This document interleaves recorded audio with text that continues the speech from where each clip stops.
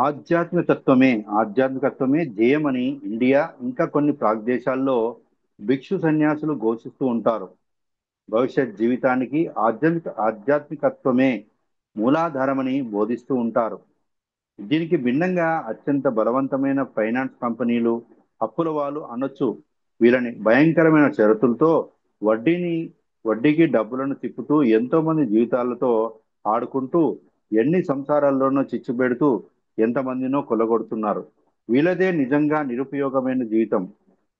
ఇట్లాంటి గొప్ప finance company యజమాని ఒక ఆయన పడుకొని తన స్థూల శరీరం నుంచి ఏదో కారణం మీద సూక్ష్మ శరీరంతో బయటకు వచ్చి తగినంత దూరంలో ఉండి భూమి మీద తన వల్ల జరుగుతున్న ఘోరాల్ని, గందరగోళాల్ని గమనించే ప్రయత్నం చేస్తున్నాడని అనుకోండి.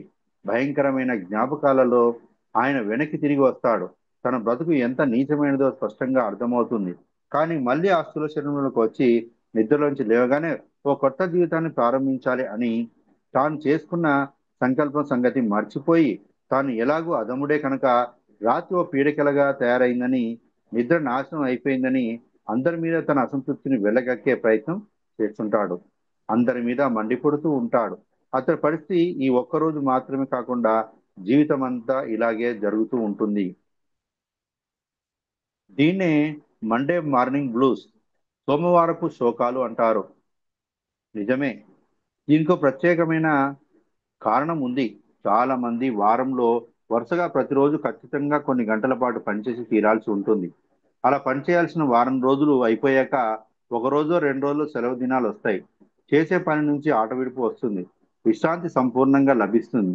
పని చేసే ప్రదేశానికి కూడా వెళ్ళనక్కర్లేదు.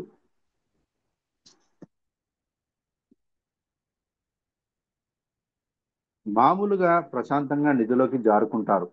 వాళ్ళ సూక్ష్మ శరీరాలు బయటకు వచ్చి ఎక్కడెక్కడికో వెళ్ళిపోతాయి. బహుశా ఎక్కడికి వెడితే తాము భూలోకంలో చేస్తున్న నిర్వాకం ఏమిటో నిజంగా అర్థం అవుతుందో ఆ చోటుకే వెళ్తాయి. మళ్ళా స్థూల శరీరంలోకి తిరిగి వచ్చాక నిద్రలేచి తమ తమ పనిచేసే చోట్లకి వెళ్ళిపోవాల్సి ఉంటుంది. వాళ్ళ మనసుల నిండా అశాంతి, దుఃఖము స్థిరపడి ఉంటుంది. అదే మండే మార్నింగ్ బ్లూస్ కు కారణం. ఇంకో రకం మనుషుల గురించి కూడా మనం కొంతసేపు మన ధ్యాసని పెట్టాల్సి ఉంటుంది. తక్కువ నిద్రపోయే మనుషుల గురించి. ఈ నిద్ర పట్టని వాళ్ళ శరీరాల అనుభవాలు, జ్ఞాపకాలు ఎంత గాఢంగా స్పష్టంగా ఉంటాయంటే సూక్ష్మ శరీరాలతో బయటకు వచ్చి యథార్థాన్ని వాళ్ళు భరించలేనంతగా ఉంటాయి. ఈ కారణం చేత వాళ్ళు సూక్ష్మ శరీరాలు స్థూల శరీరాలనే గట్టిగా అంటిపెట్టుకొని ఉంటాయి. బయటకు రావడానికి ఇష్టపడవు. త్రాగుబోతులు కొందరికి నిద్రపోవాలంటే విపరీతమైన భయం కలుగుతూ ఉంటుంది. ఎందుకంటే పడుకొని సూక్ష్మ శరీరాలు బయటకు వస్తూనే వాటిని పట్టి పీడించడానికి సిద్ధంగా సూక్ష్మలోక సూక్ష్మలోకాల్లోని కొన్ని జీవులు కాచుకొని గుమిగూడి ఉంటాయి.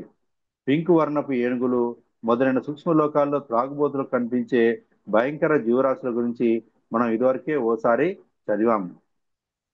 నిద్రపోని వాళ్ళ స్థూల శరీరాలు ఎప్పుడూ వేరుకొని ఉండి రెండు శరీరాలకు ఎంతో ఇబ్బందిని, కష్టాన్ని కలిగిస్తూ ఉంటుంది. వీళ్ళు ఎప్పుడూ ఉద్విగ్నతతో ఉండి ఒక్క క్షణం కూడా విశ్రాంతిని పొందలేరు. వీళ్ళ మనసులలో వాళ్ళు చేసే తప్పుడు పనులను గురించిన విషయాలు నిండి ఉండి నిద్రపోవాలంటే వీలు లేని పరిస్థితి కలిగిస్తాయి. పడుకోగానే తాము ఎంత నీచులో అర్థమైపోయి తాము నిజంగా ఏ పనికి వచ్చే పనులు చేయలేకపోతున్నామో, ఏ పనికిరాని పనులు చేస్తున్నామో ఆ విషయాలని గుర్తొచ్చి వాళ్ళకు కొంచెం కూడా ప్రశాంతత ఏర్పడదు. ఇదే ఒక అలవాటుగా మారిపోతుంది. నిద్ర ఉండదు, విశ్రాంతి ఉండదు. పూర్ణాత్మకు స్థూల శరీరాన్ని పరిశీలనగా గమనించే అవకాశమే లభించదు. పూర్ణాత్మకు స్థూల శరీరాన్ని పరిశీలనగా గమనించే అవకాశమే లభించదు. అదుపు లేకుండా ఇష్టం వచ్చినట్టు రోడ్ల మీద దౌడు తీస్తున్న గుర్రాల్లా వీళ్ళు మిగతా అందరికీ హాని కలిగిస్తూ ఉంటారు. నిద్ర పట్టదు కనుక ఈ జీవితం నుంచి వాళ్ళకు ఏ లాభము కలగదు. ఏ ఉపయోగం లేకుండా జీవిస్తున్నారు కాబట్టి సరిగ్గా బ్రతకడం కోసం మళ్ళీ ఇంకోసారి భూమి మీద జన్మ ఎత్తాల్సి ఉంటుంది. మీకు వచ్చిన కళ మీ కల్పనో, లేకపోతే సూక్ష్మ శరీర యానపు అనుభవాన్ని గురించిన తప్పుదారి పట్టిన ఊహా చిత్రమో తెలుసుకోవడం ఎలా అని మీరు అనుకుంటున్నారా? మీకు వచ్చిన కళ మీ కల్పనో, లేకపోతే సూక్ష్మ శరీర యానపు అనుభవాన్ని గురించిన తప్పుదారి పట్టిన ఊహా చిత్రమో తెలుసుకోవడం ఎలా అని మీరు అనుకుంటున్నారా? ఈ ప్రశ్నకు మీరు మీకే వేసుకోవడం చాలా సులువైన పద్ధతి. ఈ కళలో మీకు ప్రతి వస్తువుకు బాగా స్పష్టంగా కనిపిస్తోంది. ఈ కళలో మీకు ప్రతి వస్తువు చాలా స్పష్టంగా కనిపిస్తుంది. అలా చాలా స్పష్టంగా ప్రతి వస్తువు కనిపించి ఉంటే అది తప్పక సూక్ష్మ శరీర యానపు అనుభవంగానే మీరు అర్థం చేసుకోవచ్చు. భూమి మీద కంటే స్పష్టంగా రంగులు మీకు కనిపించాయా? ఇది కూడా సూక్ష్మ శరీర యానపు అనుభవమే. మీరు బాగా ఇష్టపడే వ్యక్తి ఆకారం మళ్ళీ మీకు చాలా స్పష్టంగా కనిపించింది అనుకోండి. అప్పుడు కూడా మీరు సూక్ష్మ శరీర యానంతో ఆ వ్యక్తి దగ్గరకు వెళ్ళి వచ్చినట్లే అర్థం చేసుకోవచ్చు.